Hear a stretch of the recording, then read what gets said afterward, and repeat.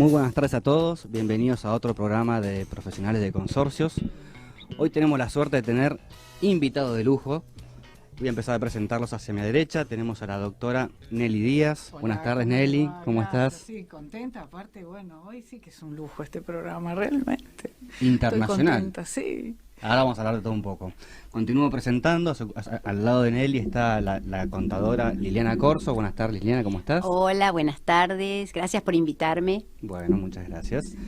Tenemos la suerte de tener al doctor que ha venido de Colombia, al doctor Jorge León. Buenas tardes, Jorge, ¿qué tal, cómo estás? Bueno, muy buenas tardes a todos, muchas gracias por esta invitación, por el recibimiento y pues nada, para hablar de consorcios a la colombiana. Perfecto, buenísimo. Y por último, y no menos importante, tenemos a la actual presidenta de CUSICBA, a la señora Marta Lioto. Marta, buenas tardes, ¿cómo estás? Bueno, muchas gracias por la invitación, gracias por compartir esta mesa, una mesa de lujo sin duda, y gracias por una linda tarde, pero con temas más que importantes para la sociedad argentina. Buenísimo, muchas gracias. Y no quiero dejar de mencionar a nuestro amigo el doctor Rodrigo Carpat, abogado de Brasil, él reside en San Pablo, que nos mandó un regalo, ahí lo muestro a las cámaras. Lamentablemente está en portugués, así que no sé cómo voy a hacer. Pero eso lo vamos a solucionar a la brevedad. A la brevedad, con la hija de Liliana que sabe portugués. Con mi hija que estudió portugués, así que... Y encima es un portugués técnico, así que bueno. Liliana ya, a ver, lee el título, porque sí, los que nos ahí te están pasó. escuchando... Ya veo que dice síndico en vez de decir administrador. Sí, bueno, lo que pasa es que ellos tienen una figura un poquito diferente, así, pero bueno, eso sí, la responsabilidad civil del síndico, de Rodrigo Carpat, pero eso sería para otro programa. Bueno, perfecto. Hoy no llegamos a los tiempos. Si les parece bien, Marta, ¿qué pasa con la ley de alquileres? Se nos fue, quieren hacerla 3 años, bajarla a 2, quieren hacerlo cuatrimestral, trimestral, quieren hacer el IPC, IDF, HJ, ZT. ¿Qué hacemos? No, un desastre. Estamos frente a una ley de alquileres que está en vigencia hoy, que es la peor ley que pueda tener cualquier inquilino o cualquier propietario, porque es una ley que no te ofrece absolutamente nada. Hoy, si miramos los portales, el ofrecimiento que hay de inmuebles en la ciudad de Buenos Aires, podemos ver que históricamente el 16 al 18% eran alquileres de vivienda. Hoy en la realidad estamos en el 0.4% de oferta de inmuebles en alquiler. Entonces una ley que te lleva a ese piso histórico, jamás sucedió en la ciudad de Buenos Aires un escenario semejante, que ni los propietarios ni los inquilinos estén conformes con determinadas medidas. Esta es una ley que golpea la mandíbula de todas las familias, y que cuando el que es inquilino está llegando al final del contrato le agarra desesperación, porque sabe que si el propietario no le hace una prórroga o renovación, no tiene un escenario potencial donde encontrar un inmueble para mudarse. Este pánico que realmente viven las familias lo muestran todas las inmobiliarias en el día a día cuando levantan sus persianas. Vienen los inquilinos y se nos ponen a llorar en los escritorios por la insatisfacción, la incertidumbre, la angustia y la congoja que están sufriendo, porque no hay un cambio a esta ley que realmente, te vuelvo a repetir, más allá de nefasta, le golpea a muchísimas, pero muchísimas familias acá en la ciudad de Buenos Aires y en todo el país, por supuesto. Le cuento al doctor, estamos con una situación muy complicada, un déficit habitacional importante, mucha gente en la calle, hay problemas económicos, hay problemas sociales, hay problemas políticos, y hay una ley que salió hace muy poco, hace 3 años nada más, donde aumentaba la cantidad de tiempo que se alquilaba como tiempo mínimo. El alquiler pasó de 2 a 3 años. Tiene algunas cositas ventajosas, como puede ser que se corrió la prohibición de indexar, ahora se puede indexar, cuando tenemos una inflación casi del 150% anual, o sea, nuestra devaluación es muy fuerte hoy en día. Y el propietario lo que ha hecho, ha quitado su unidad funcional de alquiler porque siente que no tiene, además de todo esto, no tiene seguridad jurídica. ¿En Colombia ocurre algo parecido o no? Mire, yo en estos días estaba viendo un video que está en redes sociales donde una persona, no sé si será cierto, ¿no? Aquí en Buenos Aires llegaba una persona y preguntaba, ¿cuánto vale el alquiler? Tanto. Ah, bueno, pero no incluye esto, pero no incluye esto, pero no incluye esto. Y aparte sonito como garantías A, B, C y D. Entonces le ponen todas las trabas y condiciones al posible inquilino y finalmente queda como que a la merced de que el propietario le diga si lo acepta o no lo acepta. Mire, en Colombia tenemos una ley, pues digamos que nuestra última ley de alquileres para vivienda urbana, porque ya tenemos norma de alquileres para vivienda urbana, tenemos para pedidos rústicos y los de tipo comercial. Los de vivienda urbana data del año 2003. El mercado inmobiliario más o menos ha estado como estable. De todos modos, hay un fenómeno que está jugando ahora en todas las economías, es la estancia por días o vivienda turística. Temporaria, sí. Entonces, muchas personas dejaron de rentar sus inmuebles por largos espacios de tiempo porque es más lucrativo rentarla por días. En dólares. Claro, entonces usted tiene rentado un apartamento un fin de semana y ya salvó el mes. Claro. Con eso es suficiente. No se le deteriora tanto, no tiene conflictos de desahucios, no tiene problemas de que demoras y demás porque el pago es por anticipado. Yo creo que es un fenómeno que de todos modos Es sí mundial, ¿no? se debe reglamentar muy bien. El tema de los alquileres es muy sensible porque el déficit de vivienda en las grandes ciudades es muy alta. Y Usted es de Bogotá. sí, Bogotá. También pasa lo mismo, es una metrópoli, digamos. Claro, Bogotá tiene más o menos unos 10, 11 millones de habitantes. Un montón. Claro, igualmente tenemos un déficit de vivienda que más o menos las estadísticas dicen que es como de un 30 o un 40%. Entonces muchas personas viven de alquiler y eso se presta también para abusos. O sea, digamos que es un tema que a veces depende la cara de la moneda en que uno se ubique, ¿no? Porque el propietario se queja del abuso de los inquilinos. Y los inquilinos se quejan del abuso de los propietarios. Y usted va y mira y los dos abusan. Claro. Porque hay inquilinos que también son abusadores. ¿Pero estás hablando de Argentina o de Colombia? De Colombia, que es la misma cosa. Es Mire, exactamente igual. Yo he estado en México, he estado en varios países y veo que el programa, la radiografía es la misma, porque tenemos el mismo ADN, somos latinoamericanos. Y aquí, si uno encuentra cómo hacerle un esguince a la ley, una rendija, la gente abusa de las condiciones. Entonces yo creo que el Estado tiene que intervenir, pero tiene que intervenir tanto que asfixie a la propiedad privada ni al inversionista. Pero, doctor, yo tengo entendido que ahora en Colombia se ha construido mucha vivienda social, ¿no? Estos últimos años, por las veces que he ido a Colombia. ¿Tiene alguna cosita, algún tips como para nosotros de pronto poder copiar algo? Porque acá también tenemos mucho déficit de vivienda, o sea, falta, y nos falta también el tema del crédito. Acá es muy difícil acceder a la vivienda, pero yo sé que ustedes han hecho unos planes para poder solucionar una parte. Digamos que los últimos dos gobiernos en Colombia han intentado de pronto mejorar la oferta de vivienda social. Entonces tenemos mucha oferta, digamos, por parte del gobierno, dando créditos para que la gente pueda comprar su primer inmueble. Pero la solución tampoco es esa porque estamos llevando a personas, y una anécdota, ¿no? En Colombia comenzaron a crearse muchos proyectos de vivienda para todo tipo de personas. Entonces tenemos un conflicto social, político, desplazados, personas diferentes, gente de la guerrilla, gente de los paramilitares, grupos armados desmovilizados. Entonces el gobierno comenzó a ofrecerle a las personas. Entonces tenían listas de nombres. Entonces aquí Pedro, Juan, María, José.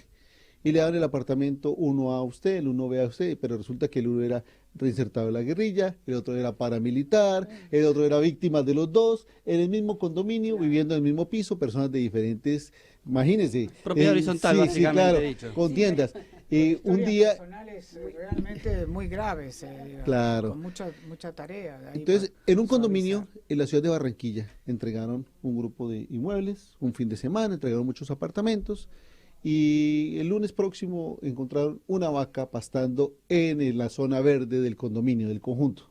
Una vaca en la zona verde donde juegan los niños. Y todo el mundo, ¿esa vaca de quién es? Claro. Del condominio. ¿De dónde salió la vaca? ¿De dónde sale? Comenzaron a averiguar de dónde era la vaca y era de un propietario. ¿Ya? Señor propietario, ¿seguro que se trae una vaca para acá? Pues a mí me dijeron que me trajera todas mis pertenencias y lo único más valioso que tenía era la vaca. Entonces, es eso. Estamos llevando a las personas a vivir en copropiedades, en consorcios, en condominios, sin preguntarle si usted quiere vivir ahí. O sea, sus condiciones de vida usted las forjó en el campo. Tenía situaciones marginales, lo demás, y van y lo colocan usted en una vivienda muy pequeña y como que no se hace una preparación para eso. Entonces, sí hay oferta de vivienda, apreciada Liliana, ha habido en los últimos periodos, pero han creado otro problema adicional. Temas de convivencia, temas de seguridad, para conectarles anécdotas. Nosotros compartimos frontera con Venezuela, apreciamos a nuestros vecinos, sabemos que Colombia ha sido país donde ha migrado mucha gente a muchos países, aquí hay muchos colombianos. A Colombia han llegado muchos migrantes venezolanos y no todos con muy buenas intenciones, lamentablemente, y resulta que un grupo de venezolanos se tomaron unas copropiedades por cerca de Bogotá y le cobran a la gente un peaje para entrar a su condominio y para salir del condominio. Entonces, son temas que no solamente es entregar viviendas, no solamente entregar las llaves y dejarle Sí. de para adelante usted solucione su problema. El Estado tiene que hacer un acompañamiento, porque eso al final del día resulta mal, termina en, o sea, es decir, la vivienda social se le entrega al más pobre, al que tiene más necesidades, ¿verdad? Pero usted no hace un filtro de qué personas están recibiendo esos inmuebles. Entonces están creando problemas también de microtráfico, prostitución, secuestros, que lo secuestran usted en su propio inmueble. Si usted no tiene con qué pagar, no lo dejan salir. O si usted no tiene con qué pagar, no lo dejan entrar. Entonces, terrible. Marta, en cuanto a la ley esta que mencionabas que era nefasta, desde el colegio de CUSICBA, durante tu gestión, ¿qué puntos trataban para decir nosotros necesitamos que modifiquen más allá de decir volver atrás, ¿no? O sea, pero si eran 2, pasó a 3, para que el propietario vuelva, porque acá más o menos hay 120.000, 130.000 edificios en Cava, en Ciudad Autónoma de Buenos Aires nada más. De 20.000 alquileres pasó a creo que 1.500, un número así. O sea, En este no momento hay, menos todavía. no hay oferta No hay de alquiler y una demanda muy alta. Entonces, de alguna manera, si bien pareció que en principio había sido mala para todos, en mi opinión, de alguna manera es beneficiosa para el propietario, porque ahora tiene 30 oferentes que están queriendo alquilar y yo elijo. Me empoderó. Antes era al revés, el inquilino elegía y veía. Ahora el inquilino alquila lo que hay y de repente tenés 30 inquilinos queriendo alquilar. Entonces yo propietario digo, bueno, primero antes que nada un tema de oferta y demanda. Ahora el precio sube. Bueno, ahora no quiero con perros. No quiero con menores. Empiezo a poner condiciones que antes no estaban. Desde el CUSICBA, ¿tiene una propuesta formal para presentar en la legislatura y decir, che, nosotros proponemos esto? Sí, nosotros, pero venimos trabajando desde antes de que se ponga en vigencia esta ley. Porque nosotros somos conocedores del tema, somos conocedores del mercado y cómo evoluciona. ¿Fueron consultados en su momento? No, en su momento no. Nosotros, por propia voluntad, pedimos una entrevista con Lipovetsky. En ese momento, Armando Pepe era presidente del colegio, yo lo acompañé, fuimos también con el secretario de ese momento y le planteamos esta ley que quieren sancionar o que quieren tratar en el recinto. No sabíamos si se iba a sancionar o no. Nos parece que es un grave error, especialmente el tema de los 3 años de contrato de locación, porque en Argentina, yo no sé Colombia, ¿no? Pero en Argentina 3 años es una enormidad de tiempo. Realmente acá en 3 años no sabes ni qué moneda tenemos, ni cómo va a ser el cambio del dólar, ni cómo va a ser la situación económica ni social, porque realmente estamos en un escenario más que complicado. Pensamos que fíjate que si nosotros hoy firmaríamos un contrato de locación por 3 años, lo estamos firmando el 5 de octubre del 23, estaría venciendo el 4 de octubre del 26. ¿Alguien me puede decir o garantizar qué Argentina tenemos en el 2026? Realmente es un No sabría salto al decirte vacío. qué va a pasar en diciembre. Por eso te digo, no sabemos qué pasa en 15 días, no en diciembre, Tampoco, no sabemos tal qué cual. pasa en 15 días. Entonces, si no sabemos qué pasa en 15 días, social y económicamente, ¿cómo vamos a poner un contrato de locación entre 2 privados que el Estado le diga, no, es por 3 años y la forma de actualización es tal? ¿Querés leerlo vos? Entonces nosotros lo que le decíamos a Lipovetsky, esto no va a funcionar, primeramente por los 3 años de contrato, y segundo, por la forma de actualización. Está bárbaro, pero nosotros teníamos, y esto lo rescatamos siempre, teníamos una ley de alquileres que funcionaba y funcionaba bien, y lo que no estaba funcionando, en las mismas inmobiliarias lo estábamos ayornando, por una cuestión de que queríamos que las cosas se hagan bien y no tener inconvenientes cuando firmamos un contrato, que era poner el mail de las partes para poder notificarlo más fehacientemente, porque a veces al principio se cambiaba de celular, cambiaban de número, cambiaban de empresa y no teníamos forma de ubicar a cualquiera de las 2 de las partes. Entonces, para tener un correo electrónico y tener mejor comunicación con las partes, lo otro era que el propietario a veces se le rompía un calefón, un termotanque, y tardaba o demoraba en la reparación. Entonces, que se le notifique fehacientemente al propietario para que en un plazo lógico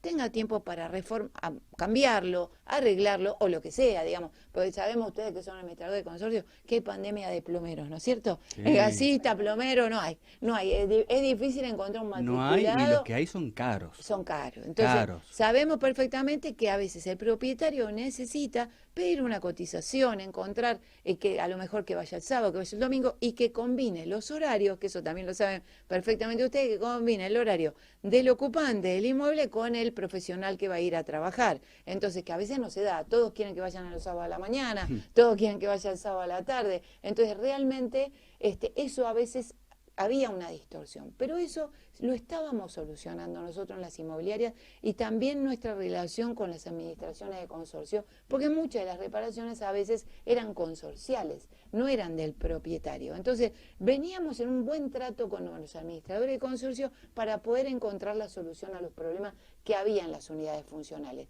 Pero ¿qué pasó? Apareció esta ley que nos sacó de cuadro y le planteamos a Lipovetsky, y Lipovetsky dijo: no, quédese tranquilo que lo voy a modificar. Verdaderamente no modificó nada, así se aprobó en el recinto. Inmediatamente nos vinculamos con el único diputado que no participó de la sesión. ¿Quién fue? Álvaro González. Álvaro González estaba en el exterior y entonces nosotros, encomendado por la Cámara, entonces nosotros lo fuimos a ver y le planteamos la problemática. Entonces le dijimos: usted, diputado, es el único que está facultado para plantarse enfrente, porque esto se votó por unanimidad en el recinto. Sí. Entonces a Álvaro González le planteamos volver a los 2 años y que la actualización sea cada 6 meses y por el índice o la forma que las partes acuerden.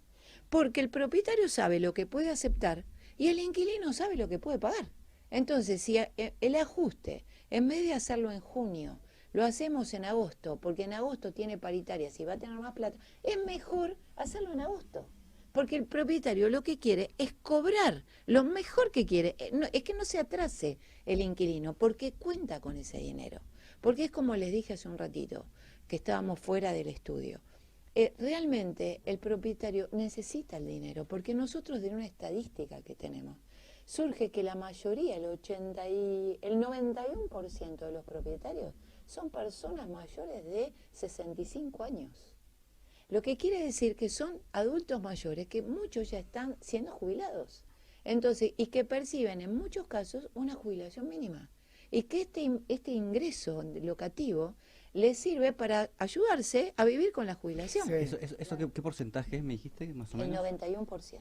¿El 91%? El 91% de los propietarios de la ciudad de Buenos Aires son personas mayores de 65 años. O sea que no son malos magnates, no, eso no como se lo quieren plantear, ¿no? No que como si fuese más. una gran empresa contra el pobre oprimido inquilino. Exactamente, no es así, y te cuento que no es así, y las muestras las estamos viendo nosotros, de que de pronto a los desarrolladores los invitan a desarrollar y a los inversores los invitan a invertir en Uruguay, en Paraguay, muchísimo en Paraguay, Asunción. Muchísimo, porque están en una renta del casi 9%. 6, 7. ¿Tanto? Acá es el 9%, están ofreciendo cosas en al dólares. 9% en dólares. Realmente, Y no son caros, no hay tanta inversión. Y no tienen tantos impuestos.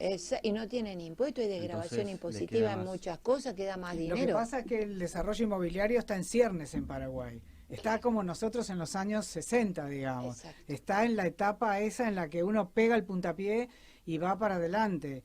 Nosotros ya estamos con un desarrollo inmobiliario consolidado y lamentablemente la cuestión que tiene que ver con lo que se produjo como reforma del régimen de los contratos, o mejor dicho, del régimen de la locación, tuvo como consecuencia, digamos, que se escucharan ciertas voces en el sentido de lo que vos, Marta, estás diciendo.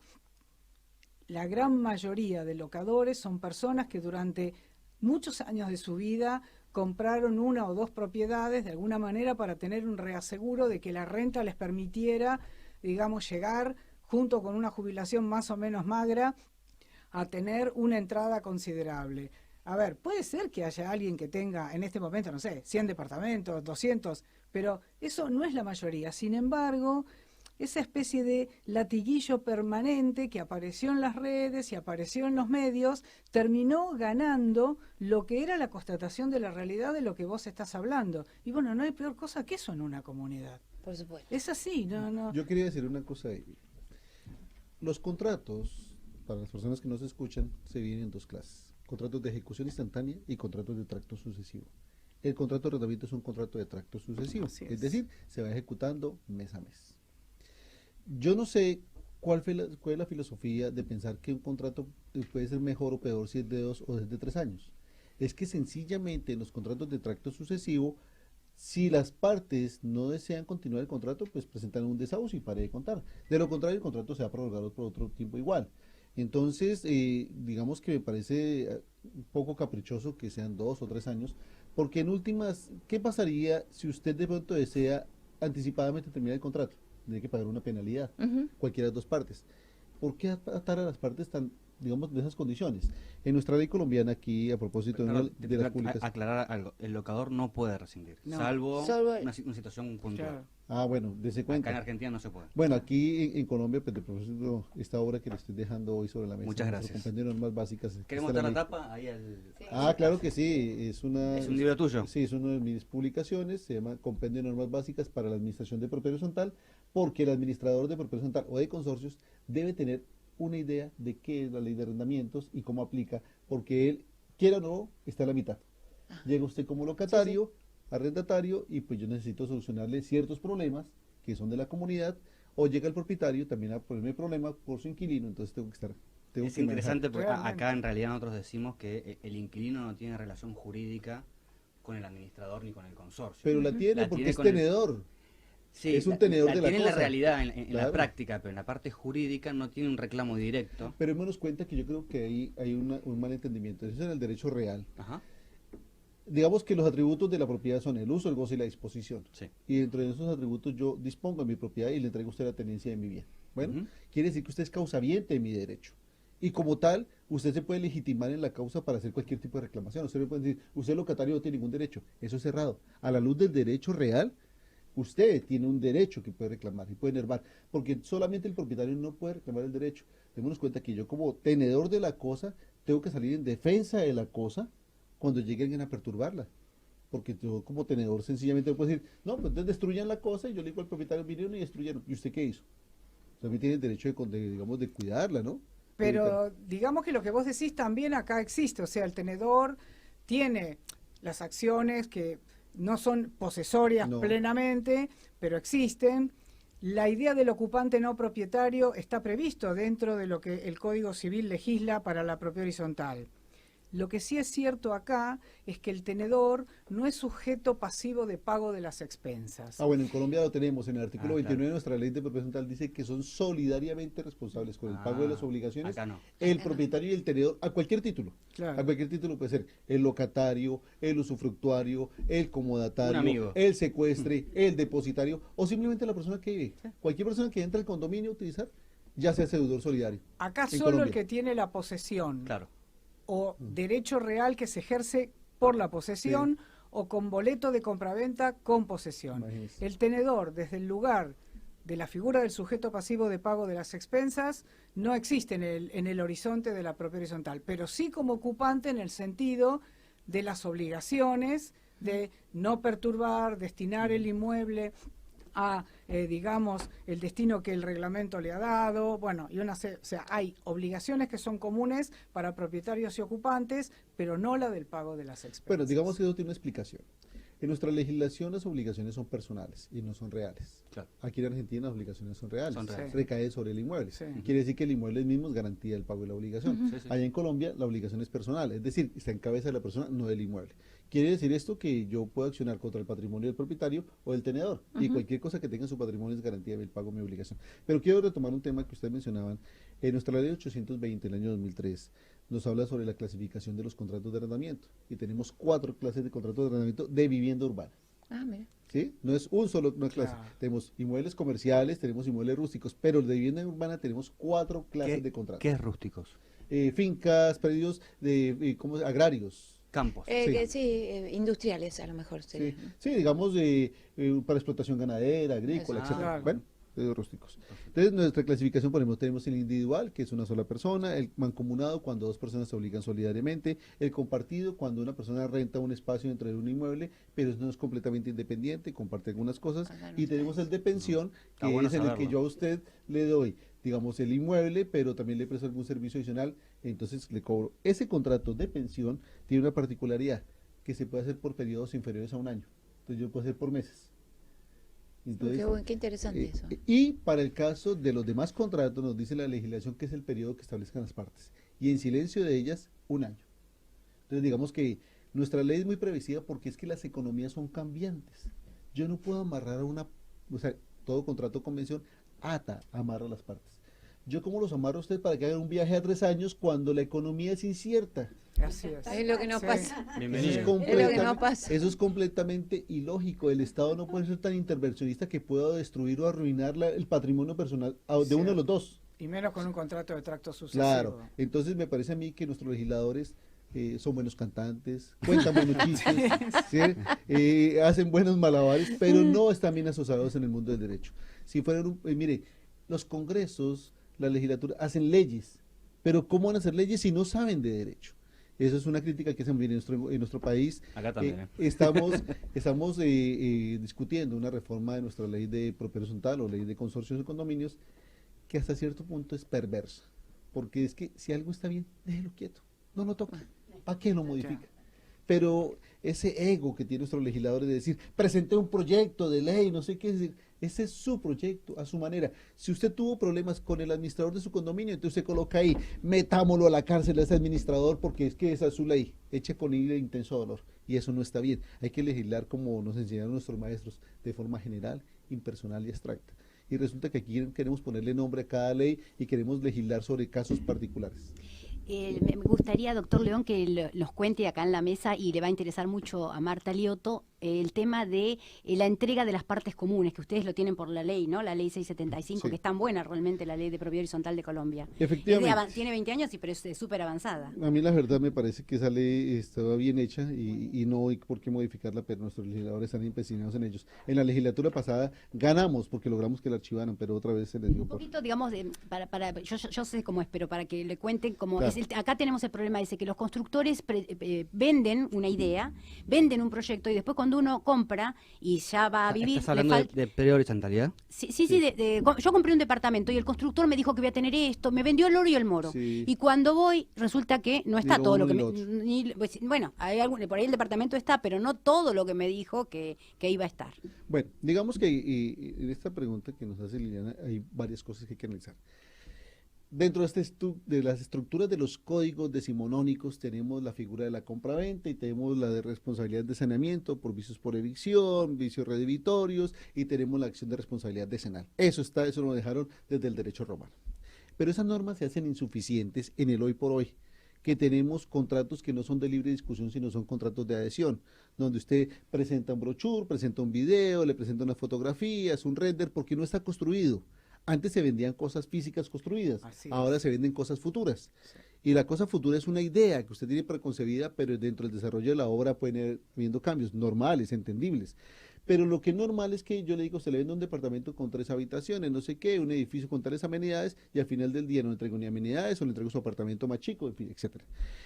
Por eso es que tenemos normas de protección al consumidor. Bueno, y las normas de protección al consumidor lo que buscan es, digamos, que ese desequilibrio, esa asimetría, equilibrarlo. Los vendedores y promotores inmobiliarios se muestran un poco renuentes y afectados por esas normas, pero es que lamentablemente ellos han dado lugar a eso, a que haya esos abusos. Para el caso colombiano, entonces nuestra ley 675 nos habla sobre la entrega de los bienes comunes, y nuestra ley nos clasifica en dos. Dice, hay bienes comunes que son esenciales, el terreno, la cimentación, la estructura, claro, las fachadas, las cubiertas, las placas de entrepiso, que sin eso no existiría su inmueble. Eso yo se lo entrego, se entiende, se lo estoy entregando de forma simultánea con su unidad privada. Esto no requiere una entrega especial. Pero hay bienes comunes que no son esenciales. Entonces, dígase, por ejemplo, las amenidades. Eso no es un bien común esencial. Entonces, eso no se lo estoy entregando a usted, sino se lo va a entregar al grupo de personas que la Junta de Copropietarios o la Asamblea designe para recibir, o en su defecto el administrador definitivo.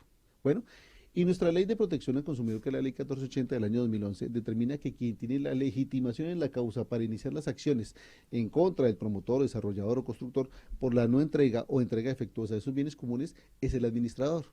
Bueno, entonces digamos que de alguna forma yo reclamo lo que es suyo, lo que usted compró, pero como eso no es suyo solamente, sino es en común y por indiviso por los demás, quien tiene la legitimación para reclamar es el administrador. Y aquí dice cómo se entrega. Se tiene que entregar con documentos, garantías, planos y todo lo demás que corresponda. Bueno, entonces yo creo que, si bien es cierto, la ley habla de una presunción de entrega de ciertos bienes comunes, los otros no se presumen entregados, sino que hay que entregarlos físicamente y la entrega implica una cantidad de cosas que sí es importante. Y ahí donde de pronto, porque es que las acciones de saneamiento de vicios, por ejemplo, redebitorios, se muestran insuficientes para los daños progresivos, porque la acción de saneamiento de vicios redebitorios tiene una particularidad, el vicio tiene que existir en el momento de la venta, y hay daños desperfectos que nacen mañana. Claro. ¿Qué prescripción tiene? De los vicios redebitorios sobre Sí. las cosas inmuebles, 1 año en nuestra legislación civil. Y Eso es una cortito, cosa bueno, muy acá corta. también, Es muy acá corta. también. Pues digamos que, a ver, son dos cosas, ¿no? ¿Qué es un vicio redebitorio? Aquella que hace la cosa imperfecta para su normal funcionamiento, pero no se va a destruir. Bueno, y usted tiene 1 año para advertirlo. En nuestro código, en nuestra legislación de protección al consumidor también está igual. 1 año de garantía, que no es vicio redebitorio. La gente confunde garantías con vicios redebitorios. La acción de saneamiento de vicios redebitorios es los perfectos que tienen que ver con el contrato. Pero las garantías tienen que ver, es obviamente, con ese deber del vendedor, desarrollador, de garantizarle a usted una cosa que funcione, que no le haga daño, que no se destruya. Pero la responsabilidad decenal, en todas nuestras legislaciones, también la responsabilidad decenal, Sí. también decenal, 10 años, en nuestro artículo 2060 del Código Civil colombiano, dice 10 años por defectos del vicio, del suelo o de la construcción. Pero que hagan presumir que la cosa se va a destruir o se destruya. O parte. Claro, en todo o en parte. Entonces, requisito sine qua non, que se destruya o se presuma que se va a destruir. Y no siempre las cosas se destruyen. Las cosas quedan de pronto inservibles, pero no se destruyen. Entonces ahí también tenemos un tema y por eso ahorita tenemos una nueva ley, que es la Ley de Vivienda Segura, que entró en Colombia en pleno después de muchas demoras, entró después de 6 años en vigor y usted como constructor tiene que entregarle una póliza de seguros a su comprador, se la protocoliza en la escritura pública, o sea, con su escritura le entregan, como cuando usted compra un celular o un televisor, alguna cosa que llega un sello de garantía, un formatico ahí. Entonces, ahora nuestros vendedores inmobiliarios tienen que protocolizar a usted una certificación del revisor estructural externo que le certifica que eso fue construido de acuerdo con las normas técnicas. Es una persona externa, bajo la gravedad de juramento y da responsabilidad penal. Le protocoliza ese documento, un sello de garantía de la construcción. Y le protocoliza otro documento que se llama póliza de seguros. Y esa póliza es irrevocable, se paga por anticipado y tiene que durar 10 años porque mañana el A modo de caución. Claro, es que el promotor se puede disolver, se puede extinguir la sociedad.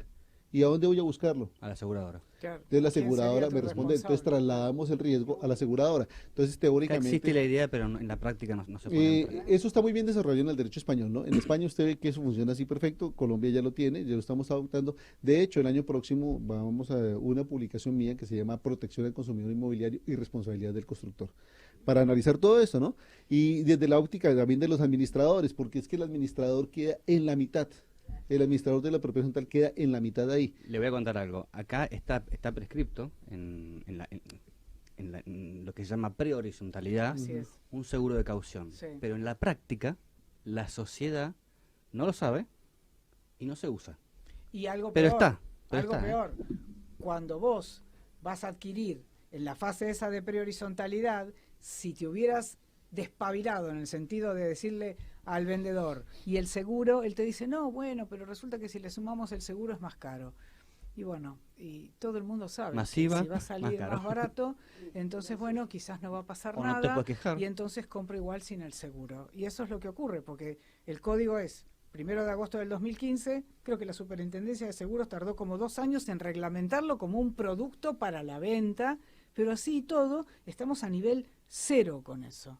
No hay seguro de prehorizontalidad acá. Y hay otro lamentablemente no. seguro de caución. Uno es el de prehorizontalidad, que uno no se conoce, y dos, socialmente no se entiende. No, sí, no, Y no el otro es interesa. el de daño Eso ambiental. son como los mandamientos de la iglesia, ¿no? La gente sabe que existen, pero no los conoce, no los Yo sí los aplica, conozco. nada, Yo sí ¿cierto? lo- yo sí lo- Mi abuelita bueno, la lo aplica sabía, pero hoy intento. ya no. La aplicación intento, pero bueno. Sí. Vos que de todas maneras venís de Colombia y que bueno, tenemos, digamos, un origen colonial semejante, recordarás que en una etapa definida, cuando venían las leyes de India, se decía, la ley se acata, se respeta, pero no se cumple. Sí. Y bueno, y nosotros yo creo que somos hijos de eso. No hemos podido revertir en estas sociedades a las que llamamos modernas esa especie de prurito que tenemos con la ley, con el acatamiento, con el interesarnos y con, en última instancia, someternos todos al dictado de la ley, que efectivamente es lo único que puede garantizarnos una vida medianamente ordenada. Si uno se pone a pensar, la cuestión pasa por ahí. Yo me acuerdo que una vez hablaba con un cliente mío que vive en Estados Unidos, pero no porque sea la meca de nada, pero él me decía, mire, dice, la idea de acatar la ley en algunas sociedades reside en el hecho de que el de al lado también tiene que hacer lo mismo. Si no, yo me siento como un tonto porque yo la acato, pero resulta que el de al lado no. Entonces, bueno, resulta que es más fácil no hacerlo. Y nosotros estamos en ese estadio, por eso el nivel de decadencia que tenemos realmente. Mire, hace un momento escuchábamos cuando hablábamos del tema de los arrendamientos. Colocarle tantas figuras de intervención al Estado, al final del día eso se vuelve inoperante. Así es. Porque Totalmente usted de dice, si el locatario tiene problemas con el propietario, vaya, quéjese, tiene tal funcionario, no sé qué. Todo el mundo ahí se queja. ¿A cuántos sancionan? ¿A cuántos intervienen? ¿Qué hace? Entonces la gente siente como un fraude, ¿verdad? Como que dice, ¿para qué ponen eso si no se va a cumplir? No, y al final no hay poder de policía, digamos. Claro, no, el poder de policía es insuficiente. Porque no hay gente. Ahora, ¿los funcionarios son incorruptibles? No. Entonces llega el funcionario, mire, una anécdota, ¿no? Nuestro código judicial, por allá de los años 70, bueno, en Colombia cambiamos códigos de procedimientos cada 40 años. Entonces el último es del año 2012. Antes de ese código, del año 2012, tuvimos una reforma y por allá en los años 70 la notificación era personal, porque es la más garantista, ¿no? Claro. Entonces llegaba el funcionario del juzgado a Liliana, a ir a buscar a Liliana. ¿Qué vienes a hacer? Claro, entonces Liliana le dice, sí, yo soy Liliana, présteme su documento de identidad. No lo tengo. Entonces no la puedo notificar. Claro, no hay Liliana. No la puedo notificar. Se iba. Entonces después llegaba Liliana, sabía que era el mismo mensajero. Volvía el mensajero a los 3 meses, porque eso no era el día siguiente, a los 3 meses. ¿Ya tiene su documento de identidad? Sí, pero tenga estos 1.000 pesos, diga que no me encontró. Y se devuelve. Qué feo. Claro, eso pasaba. Ahora con la notificación electrónica, teóricamente se subsanó una cantidad de cosas. Eso le ¿no? quería preguntar después a Nelly. Hasta y cierto después punto. y tengo otra pregunta arranquemos por Nelly. Dale. ¿Qué te parece? Se ha incorporado una de las poquitas cosas que tuvo bueno la ley de no alquileres, La modificación anti-alquileres, del artículo 75 del código. que incorpora como medio fehaciente de comunicación, o sea, de notificación, el correo electrónico. Sí. ¿Qué opinas de eso? No, a mí me pareció perfecto. Por eso cuando se dice Para la cualquier ley de tema. alquileres, Porque por ejemplo, el otro día el doctor Abati decía, pero para temas importantes yo prefiero la carta documento. No Bueno, alcanza el mail. en última instancia yo creo que lo mejor será que las partes decidan lo que quieren hacer de acuerdo, digamos, con la trascendencia del contrato que van a firmar. Pero a mí no me parece que en los tiempos que corremos, en los que hasta una persona de 85 años puede verse con sus nietos en Japón, vengamos a decir que quizás es preferible ahora la carta documento. La manera de desarrollar los medios telemáticos nos lleva necesariamente a pasar casi por arriba la carta documento. Sí, lo que manifestaba el doctor Abati, lo menciona él porque lo dijo él, es que al momento de la prueba es mucho más fácil mandar el oficio al correo central, al correo argentino, No estoy tan convencida de que eso yo. hacer una pericia informática que es más compleja. Eso sí. Que la pericia sea más compleja no significa que sea menos efectiva. En última instancia tenemos cosas que son complejas. A ver, si pasaron 2 años desde que vos mandaste la carta de documento, olvídate que con el oficio vas a conseguir algo porque queda claro que hay una etapa en la que la institución ya deja de tener en su archivo la carta de documento. Pero fuera como fuese, a mí realmente en una etapa en la que la comunicación prácticamente se da a través de medios telemáticos, la idea de un tipo de notificación personal ya me está pareciendo como retroceder, porque vos hacete responsable, vos tenés tu correo y de ahí te haces responsable. Si no, vos fíjate, va la carta documento, vos Sí, lo que sacás, mencionaba él recién. pero vos Va la fíjate, persona física. vos sacás la chapa identificatoria, no sé, ponele, Corrientes 2000. Sacás el 2000 y el empleado de correo se queda mirando y bueno, y va y viene, porque eso pasa también en las notificaciones judiciales. Iba el oficial de justicia, sacaban la chapa. Vos después tenías que decirle, es entre el 1455 y el 1457, y el frente es así. Y bueno, después por suerte con todas estas formas de poder adjuntar documento fotográfico, mandábamos el documento fotográfico con el frente donde queríamos notificar que estaba cargado a la cédula, más las órdenes específicas que el código dice que el oficial notificador debe cumplir, que vos se las tenés que pedir al juez, que el juez tiene que decir que efectivamente debe hacerse así, si no consigue a Liliana, bueno, podrá dejarle la cédula de notificación a otra persona del edificio, al encargado del edificio, pero no se cumple eso al final. Y el no se cumple son 3 meses, 4 meses de atraso. Y después tenemos procesos judiciales que duran 5, 6, 7, 8, 9 años. Y volviendo al tema que de los alquileres por un lado y la propiedad horizontal por el otro, no es ese tipo de procedimiento judicial el más hábil para dar respuesta al conflicto que genera este derecho. Es que mire, no lo es. Para darle paso ahorita a Liliana, 2 cosas. El mundo se mueve a través de medios informáticos. Sí. No tiene sentido que mi locatario me diga el agua está fría, se me va la energía, tengo polillas, tengo cucarachas, por correo electrónico, por WhatsApp, y para notificarlo no sirva el mismo documento, no sirva la misma vía. La lógica es esa, ¿no? O sea, si usted se comunica conmigo, yo me comunico con usted. El tema no es de prueba, ahí está. Entonces, mire, lo que dice el doctor Abate me parece que es retroceder en el tiempo. Esa discusión nosotros la dimos por ahí en el año 2002 y se determinó que para notificaciones judiciales o cualquier tipo de notificación, el medio electrónico existe. Es más, tenemos una ley que es del año 1999, nuestra ley 527 del 99, que dice 10 años antes que nosotros. Que todo lo que usted pueda hacer en el mundo 20. real, si lo puede hacer por medios electrónicos, sirve de medio de prueba.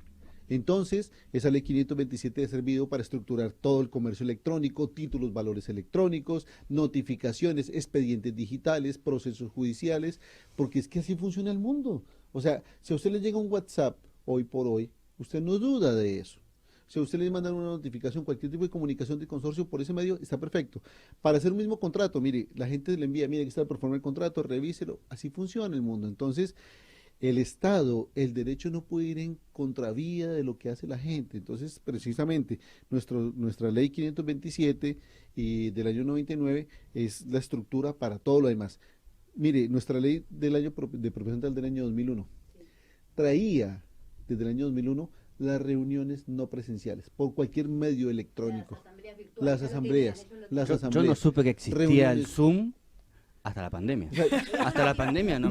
Ahí me enteré. Existe el Zoom. ¿Qué es? En la ley 675, el tema de hace 20 años que lo tienen. Hace 20 años que lo tienen. Nuestra ley 675 del año 2001. Eso era para James Bond, para mí. Dice muy fácilmente acá, reuniones no presenciales, artículo 42. Y dice que por cualquier medio, decía aquí en el párrafo, para acreditar su validez de una reunión no presencial, deberá quedar prueba inequívoca, decía en su momento, como fax. Bueno, ya no existe el fax.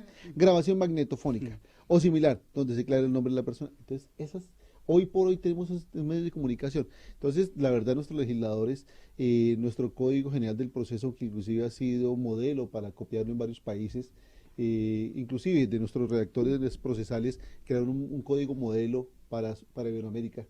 Y pues se planteó desde hace muchos años, nosotros lo tenemos, afortunadamente, y eso la vida de los abogados nos ha facilitado muchas cosas, porque el abogado litigante asume la causa de una persona que tiene un conflicto, es la necesidad de ese anciano que recibe una renta mensual para poder sobrevivir, y es el deudor inquilino moroso que no quiere pagar, y entonces el abogado 5 años con un expediente para poder desalojar a ese inquilino y que no puede notificarlo. Eso es una locura, eso no, el Estado no puede permitirse eso.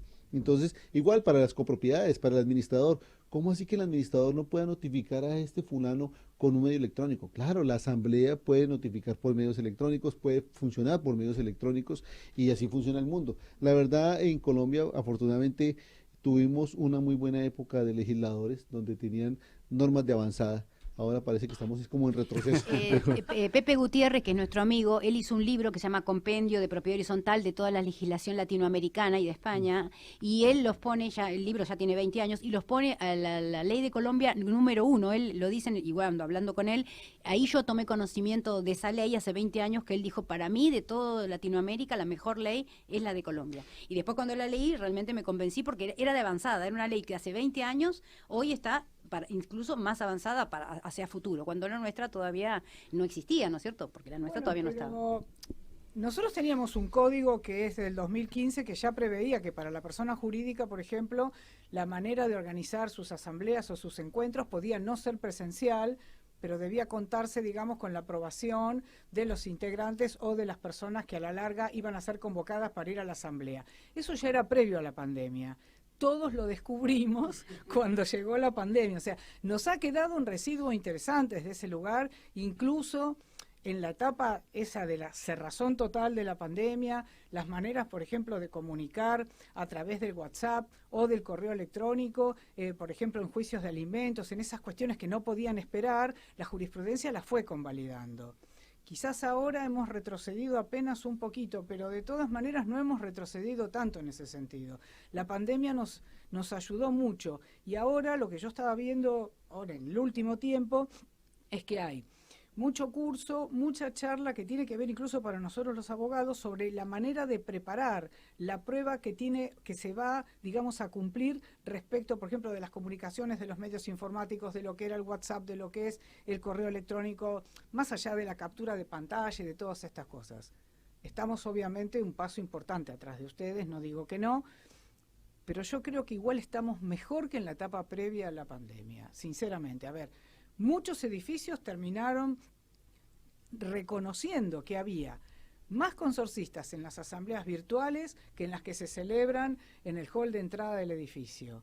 Y muchos siguen, y muchos reglamentos también se modificaron en ese sentido. Otros han retrocedido, sobre todo edificios que son más pequeños.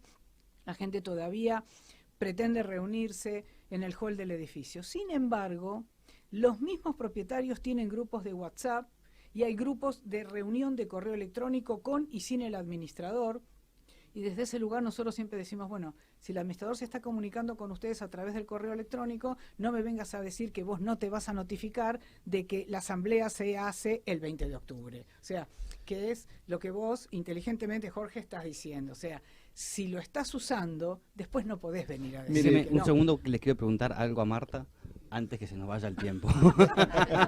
Que seguir Un haciendo tema re interesante, el tema de las notificaciones. Cuando escuchas así a la doctora, puedes hablar horas y horas. Interesantísimo, Marta, interesantísimo. sin embargo, hay algo que me preocupa, porque acá, seguramente en Colombia también, y me gustaría ponerlo en la mesa, es, le voy a poner el nombre y apellido, pero en realidad son más. Airbnb, Booking, intermediarios tecnológicos que vienen a suplantar a una profesión, que es todo la del derecho inmobiliario, corredor inmobiliario, martillero, porque te corre, te saca clientes y digamos la comisión, incluso tengo entendido que es más cara la comisión de Airbnb que del costo. Ahora, sin embargo, ofrece algo que ustedes no pueden ofrecer. Ustedes no pueden ofrecer alquiler por corto tiempo en dólares. Nosotros primero reconocemos perfectamente que hemos perdido mucha clientela. Nosotros, la verdad, es algo que nos duele, pero nos duele en términos generales, especialmente a los inmobiliarios que trabajan en el Corredor Norte. Todo lo que es Barrio Norte, Recoleta, Belgrano, Núñez, han perdido muchísima clientela en lo que es el mercado local. Que es la parte más pudiente, en principio. Por supuesto, ¿no? Porque aparte es el corredor turístico, a lo Claro. mejor San Telmo también. El otro día yo estaba hablando con un inmobiliario de San Telmo que me decía, muchísimos de los propietarios migraron para otro escenario. Un escenario que yo le digo a los propietarios, porque también yo estoy en Devoto, Montecastro, Villa del Parque, y también viene algún propietario que me dice, no podemos poner eso turístico, que cobro en Que en dólares, y es tiempo corto, cumple y se va. Y se va, claro. Todos problemas que nosotros que vemos cuando el propietario habla de inseguridad jurídica, que dice, tengo miedo de que no me pague, tengo miedo de que no se vaya, tengo miedo de que me rompa, que de alguna manera con esto turístico temporario se va, no rompe nada porque hay una especie de scoring y te paga, y en dólares. Y en dólares, claro, pero no todo lo que reluce es oro, y eso es lo que le digo yo a los propietarios.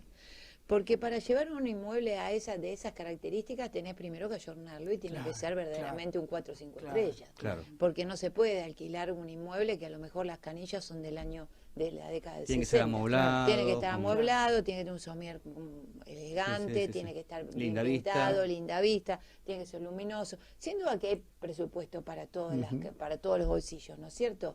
Pero siempre se prioriza y se alquila mucho más uno que esté en mejores condiciones y que esté un precio seductor. Sin duda que para el propietario hoy poner un valor en dólares todo es bueno, y para el que viene de afuera también lo puede pagar cualquiera de los Marta, presupuestos, yo creo que ¿no? digamos que el análisis no se puede hacer solamente desde el punto de vista económico. Mire, yo he dictado una conferencia sobre el tema de vivienda turística. Mire lo que pasó en Barcelona. En Barcelona la gente se revolucionó y dijeron, nos cansamos de este tema y vamos a echar a los turistas de Barcelona. Estamos cansados de que en verano lleguen acá, se emborrachen, hagan lo que les dé la gana, consuman todo tipo de flora y fauna, porque es que la gente está cansada. Sí. Claro. En Colombia tenemos una regulación de vivienda turística. Se puede permitir en el consorcio siempre y cuando la asamblea lo autorice. De lo contrario, sí, y con un calificado del 70%. Si no, se entiende prohibido. Pero ahora a alguien se le prendió el bombillo y dice, está en el proyecto de ley que cursa en el Congreso, que dice que en todas las copropiedades, en todos los consorcios se permite de pleno derecho. Pero yo creo que se permite. Sí, yo creo, no, en el proyecto de ley, es el proyecto de ley. ¿Y el 70 es de los presentes? Del 70 al 100. Del total. Claro. De los propietarios. Entonces, pero yo creo que digamos que la controversia no puede girar solamente desde el punto económico para el bolsillo del propietario. Hay un riesgo que es el riesgo moral. Sí. ¿Qué pasa con la explotación sexual de niños, niñas y Eso es lo que adolescentes? eso es lo que ¿Qué iba a pasa contarles con la ahora. migración de personas? ¿Qué pasa con toda la cantidad de, Vamos a de primero riesgos? que yo no lo tengo, no tengo en la agenda. ¿Explotación de niños? Claro, Sí, mira, sí. es que cuando usted llega a un hotel, Hay cuando usted serios llega a un problemas, hotel, sí, es cierto. usted llega a un Es un hotel con un escenario muy infante, un confuso. niño, usted tiene que identificar algún tipo de relación jurídica con ese niño. Ujú. Usted es mi hijo, está el registro civil de Sí. nacimiento, el documento que acredita que yo soy el papá. El check-in, sí. Claro, Le ponen listo. los datos. De lo contrario, en nuestra legislación, de lo contrario, en ese hotel automáticamente tienen que llamar a la policía de infancia y adolescencia Claro. para que venga, intervenga Claro. y mire qué pasa con ese niño. Bueno, eso es una obligación. De no hacerlo, usted es una persona responsable penalmente de un delito culposo, por la obligación de denunciar y no haberlo denunciado. Bueno, entonces existen normas de explotación sexual para evitar. En un Airbnb, donde usted llega y está, me parece muy curioso, lo hablamos con Marcela, mi esposa que está aquí al lado, ¿cómo es posible que uno llegue a una copropiedad de un edificio, haya un señor allá sentado mirándolo a uno desde la recepción de una forma indiferente? Y uno entra en la llave, abre, saluda y uno sigue. El señor es una persona pasiva, es una cosa decorativa en el condominio. Yo no sé para qué gastan un dinero por una persona ahí. Esa persona tiene que ser más proactiva. Porque usted abre la llave y usted entra, llama al elevador y se sube. Y Jorge, disculpa que te diga, si llega a haber alguien de vigilancia, nosotros acá en la ciudad de Buenos Aires, con lo cara que está la vigilancia, hay montones de edificios a donde vos entrarías con el niño de la Y mano, nadie ve. abrís la puerta, entrás y te vas al segundo piso. Y nadie te vio. Eso. Entonces, para dejar solamente como conclusiones por el tema de tiempo, yo creo que el riesgo económico es una cosa, Sí. pero el riesgo moral es Totalmente otra de cosa. acuerdo. Y yo creo que las propiedades horizontales, si nacen desde su génesis para el uso de vivienda turística, planteen en sus reglamentos de Lo propiedad primero que te horizontal. van a decir acá es, yo lo alquilo por Airbnb, pero yo no soy responsable por lo que ocurra dentro de mi departamento. Bueno, ya ahora ya no se puede. Aquí en la ciudad de Buenos Aires para publicar es necesario en la Secretaría de Turismo de la ciudad registrar el inmueble y con ese número de registro Sí, poder un registro publicarlo. turístico. Exacto, el registro ¿Qué turístico. pasa el incumplimiento? El Porque por qué. la pregunta esa Bueno, es, ¿qué pasa ya si los no lo hago? portales, por ejemplo, los portales ya están siendo intimados a que Ah. si no, no se puede publicar. Claro.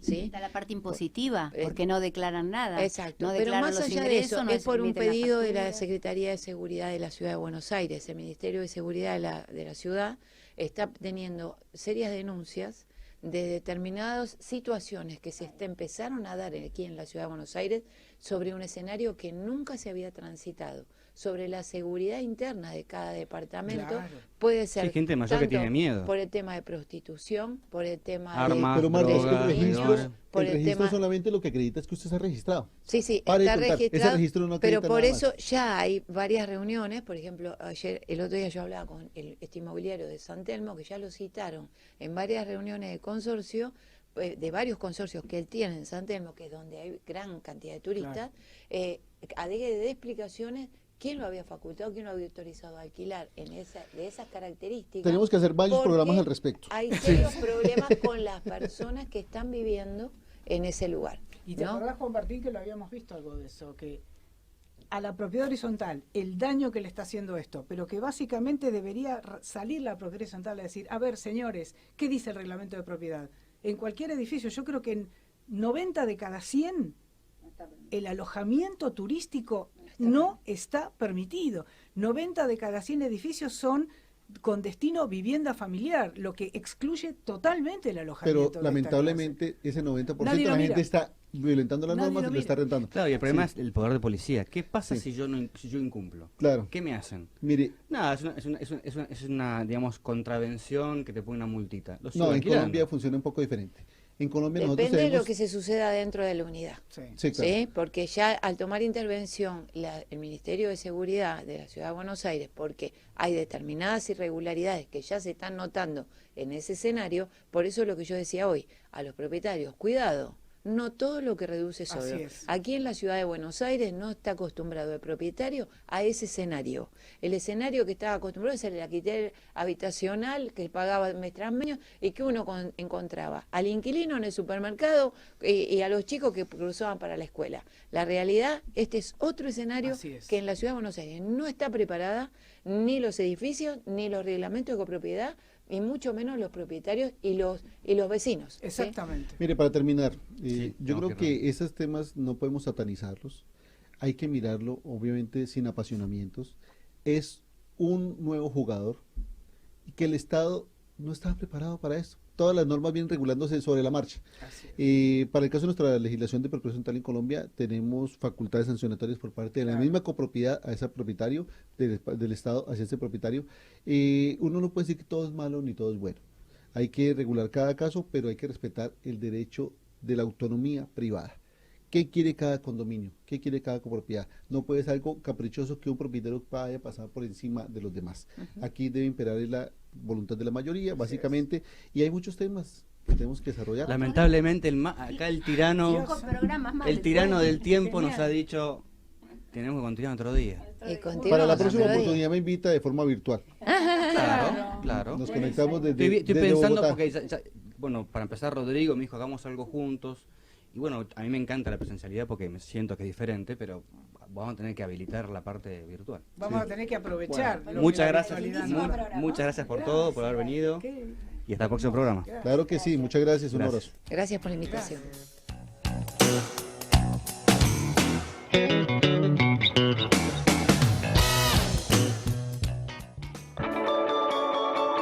Profesionales de Consorcios, el programa mensual que responde a todas tus dudas sobre propiedad horizontal.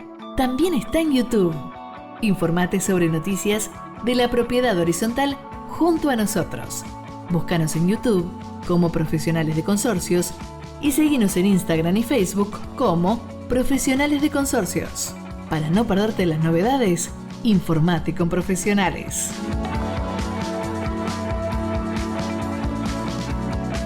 Profesionales en Seguros. Atención personalizada, auditoría y análisis de riesgos, asesoramiento profesional para una óptima transferencia de riesgos, intervención activa en la pronta y justa liquidación de siniestros. Nos ocupamos de su tranquilidad. ON Profesionales en Seguros.